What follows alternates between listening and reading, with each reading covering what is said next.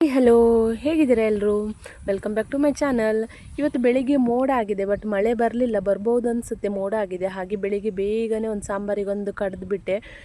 ಎಂಥ ಸಾಂಬಾರು ಅಂತ ಗೊತ್ತಿಲ್ಲ, ಅಂದರೆ ಮೀನು ತರಬೇಕಂತ ಅಂದ್ಕೊಂಡಿದ್ದೆ, ಆದರೆ ಯಾವ ಮೀನು ಅಂತ ಗೊತ್ತಿಲ್ಲ. ಒಟ್ಟಾರೆ ಕಡ್ದುಬಿಟ್ಟೆ. ಮತ್ತು ಮಳೆ ಬಂದು ಕರೆಂಟೆಲ್ಲ ಹೋದರೆ ಕಷ್ಟ ಅಂತ.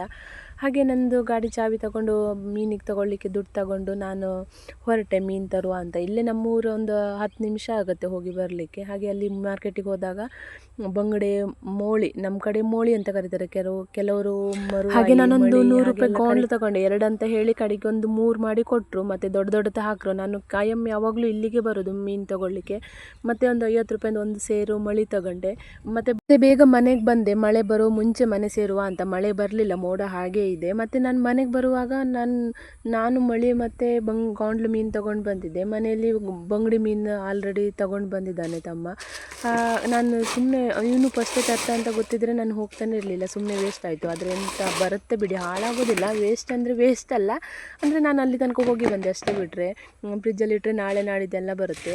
ಅವ್ನು ತಂದಿರೋದು ಬಂಗಡಿ ಮೀನು, ಅದು 200 ರೂಪಾಯಿ ಅಂತೆ. ನಾನು ತಂದಿರೋದು ಕೇವಲ 150 ರೂಪಾಯಿಂದ ಮಾತ್ರ. ನನ್ನದೇ ಜಾಸ್ತಿ ಉಂಟು, ಒಂದು ಬಂಗಡಿ ಕಮ್ಮಿ ಉಂಟು. ಅದು 200 ರೂಪಾಯಿ ಕಾಸ್ಟ್ಲಿ ಆಯಿತು ಮೀನು. ಆದರೆ ಮೀನು ಇವಾಗ ಕಾಸ್ಟ್ಲಿನೇ ಬಿಡಿ, ಅಂದರೆ ಎಲ್ಲೂ ಮೀನಲ್ಲಿ ದೋಣಿ ಎಲ್ಲ ಹೋಗೋದಿಲ್ಲಲ್ಲ, ಹಾಗಾಗಿ ಮೀನು ಕಾಸ್ಟ್ಲಿ. ಆದರೆ ಇವ್ರು ನಮ್ಗೆ ಗೊತ್ತಾ ಇರೋಕ್ಕೋಸ್ಕರ ಸ್ವಲ್ಪ ಜಾಸ್ತಿ ಕೊಟ್ಟರು ಬಿಟ್ಟರು. ಬೇರೆ ಕಡೆ ಎಲ್ಲ ಮೀನು ಜಾಸ್ತಿನೇ.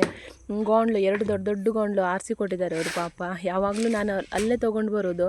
ಅವ್ರನ್ನ ಯಾವಾಗಲೂ ಹಾಗೆ ಮೀನು ಜಾಸ್ತಿ, ಮೀನಾಗಿರ್ಬೋದು, ಮಳಿ ಆಗಿರ್ಬೋದು. ಮಳಿ ಸಹ ಹಾಗೆ 2 ಮುಷ್ಟಿ ಕೈಯಲ್ಲಿ ಬಾಚಿ ಜಾಸ್ತಿ ಹಾಕಿ ಕೊಟ್ಟರು. ಇವಾಗ ನಾನು ಯಾವುದು ಸಾರು ಮಾಡುವ ಅಂತ ಅಂದರೆ ಗೋಂಡ್ಲು ನನ್ನ ಫೇವ್ರೆಟ್ ಮೀನು. ನನಗೆ ಗೋಂಡ್ಲು ಮೀನು ಮತ್ತು ಅದ್ರ ಮಂಡಿ ತಿನ್ನೋದಂದರೆ ಭಾಳ ಇಷ್ಟ.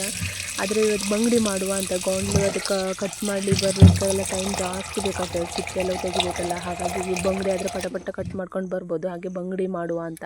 ಮತ್ತು ಮಳಿ ಮತ್ತು ಗೋಂಡ್ಲು ತೆಗೆದು ಫ್ರಿಜ್ಜಲ್ಲಿಟ್ಟು ಬಂಗಡಿ ಮೀನು ಕಟ್ ಮಾಡ್ಕೊಂಡು ಬಂದೆ. ಕಟ್ ಮಾಡಿ ಒಂದು ಉಪ್ಪು ಹಾಕಿ ಇಟ್ಟೆ. ಒಂದು ಅರ್ಧ ಗಂಟೆ ಉಪ್ಪಲ್ಲಿ ಇಟ್ಟರೆ ಮೀನೆಲ್ಲ ಒಳ್ಳೆ ಉಪ್ಪು ಹಿಡಿಯುತ್ತೆ. ಆಮೇಲೆ ಸಾರು ಮಾಡಿದರೆ ಒಳ್ಳೆ ಚೆನ್ನಾಗಿರುತ್ತೆ ಅಂತ ಉಪ್ಪು ಹಾಕಿ ಇಟ್ಟು ಅರ್ಧ ಗಂಟೆ ಬಿಟ್ಟು ಮತ್ತೆ ಸಾರು ಮಾಡಲಿಕ್ಕೆ ಬಂದರೆ ಸಾಕು. ಒಲೆಯಲ್ಲಿ ಅಡುಗೆ ಮಾಡೋದಂದರೆ ರಗಳೆ. ಅದೊಂದು ಬೆಂಕಿ ಸರಿಯಾಗಿ ಹಿಡಿಯೋದಿಲ್ಲ, ಹೊಗೀತಾ ಇರೋದು, ಬೆಂಕಿ ನೆಂಗಿ ಹೋಗೋದು. ಅಪ್ಪ, ಒಂದು ಅಡುಗೆ ಅನ್ನ ಸಾರು ಒಲೆಯಲ್ಲಿ ಮಾಡೋದ್ರೊಳಗೆ ಸಾಕಾಗಿ ಹೋಗ್ತದೆ. ಗ್ಯಾಸ್ ಉಂಟು, ಆದರೆ ನಾವು ಗ್ಯಾಸಲ್ಲಿ ಜಾಸ್ತಿ ಯೂಸ್ ಮಾಡಲ್ಲ, ಕಟ್ಟಿಗೆನೇ ಜಾಸ್ತಿ ಯೂಸ್ ಮಾಡೋದು. ಈಗ ಬೆಂಕಿ ಉರಿಸ್ಬೇಕಿದ್ರೆ ಸಾಕಬೇಕನ್ಸೋಯ್ತು. ಕಣ್ಣಲ್ಲೆಲ್ಲ ನೀರು ಬಂದೋಯ್ತು ನಂದು. ಬೇಸಿಗೆ ಟೈಮಲ್ಲಿ ಕಟ್ಟಿಗೆ ಒಲೆಯಲ್ಲಿ ಅಡುಗೆ ಮಾಡಲಿಕ್ಕೆ ಖುಷಿ ಆಗ್ತದೆ. ಕಟ್ಟಿಗೆ ಎಲ್ಲ ಚೆಂದ ಒಣದಿರುತ್ತಲ್ಲ, ಒಳ್ಳೆ ಬೇಗ ಹಿಡಿಯುತ್ತೆ, ಅಡುಗೆ ಸಹ ಬೇಗ ಆಗುತ್ತೆ. ಬಂಗಡೆ ಮೀನು ಕಾಯ್ತಾ ಇದೆ ನಾನು ಎಷ್ಟೊತ್ತಿಗೆ ಸಾಂಬಾರಲ್ಲಿ ಹೋಗುವುದಂತ. ಸಾಂಬಾರು ಕುದಿ ಬಂತು. ಇವಾಗ ಮೀನು ಹಾಕಿ ಒಂದು 2 ನಿಮಿಷ ಕುದಿಸಿ ಹಾಗೆ ಇಳಿಸಿದರೆ ಮಧ್ಯಾಹ್ನ ಊಟಕ್ಕೆ ಬಂಗಡೆ ಸಾರು, ಕೊಚ್ಚಿತಿ ಅನ್ನ ರೆಡಿ. ಸ್ವಲ್ಪ ಟೈಮಂತೂ ಅಡುಗೆ ಮಾಡುವುದೇ ರಗಳೆ. ಏನು ಸಾಂಬಾರು ಮಾಡೋದು? ಮೀನು ಅಂದರೆ ಸಿಗೋದಿಲ್ಲ ಫ್ರೆಶ್ ಮೀನು, ಮತ್ತು ಮೀನು ಕಾಸ್ಟ್ಲಿ. ತರಕಾರಿನೂ ಸಹ ಕಾಸ್ಟ್ಲಿ ಆಗುತ್ತೆ ಇನ್ನು ಸ್ವಲ್ಪ ದಿನದಲ್ಲೇ.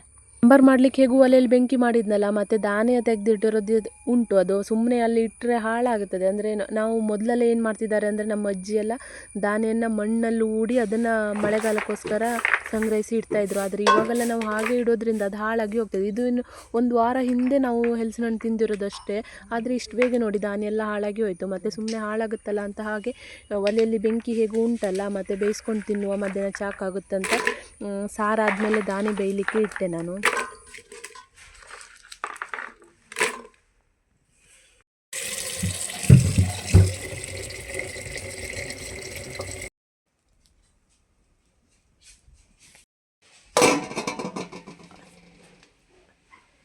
ಮನೆ ಒಂದು ಬೆಂದು ಬಂದರೆ ಆಯಿತು. ನನಗೆ ಇವತ್ತಿಂದ ಅಡುಗೆ ಮನೆ ಕೆಲಸ ಮುಗೀತು. ಅನ್ನ ಸಾರು ಎಲ್ಲ ಆಯಿತು. ಇನ್ನು ಮಧ್ಯಾಹ್ನ ಚಾಗೆಲ್ಲ ಗ್ಯಾಸಲ್ಲಿ ಮಾಡೋದು. ಇದೊಂದು ಸ್ವಲ್ಪ ಬೆಂದು ಬಂದಮೇಲೆ ಉಪ್ಪು ಹಾಕಬೇಕು. ಅಂದರೆ ಮೊದಲೇ ಉಪ್ಪು ಹಾಕಿದರೆ ಅದು ಧಾನ್ಯ ಬೇಯುವುದಿಲ್ಲ.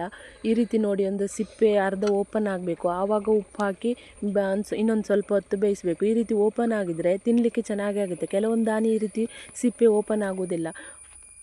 ಸಿಪ್ಪೆ ಓಪನ್ ಆಗದೆ ಇರೋದು ತಿನ್ಲಿಕ್ಕೆ ಬರಲ್ಲ. ಅದು ಸಿಪ್ಪೆ ತೆಗ್ಕೊಂಡು ತಿನ್ಲಿಕ್ಕೆಲ್ಲ ಆಗೋದಿಲ್ಲ. ಸಿಪ್ಪೆ ಓಪನ್ ಆಗದಿದ್ದರೆ ಈಸಿ ಆಗುತ್ತೆ ತಿನ್ನಲಿಕ್ಕೆ. ಮತ್ತೆ ಬರುವಾಗ ಮಧ್ಯಾಹ್ನದ ಹೊತ್ತಿಗೆ ಈ ರೀತಿ ಬಿಸಿ ಬಿಸಿ ಚಹಾ ಮಾಡಿಕೊಂಡು ಧಾನ್ಯ ತಿನ್ನಲಿಕ್ಕೆ ತುಂಬ ಖುಷಿ ಆಗ್ತದೆ.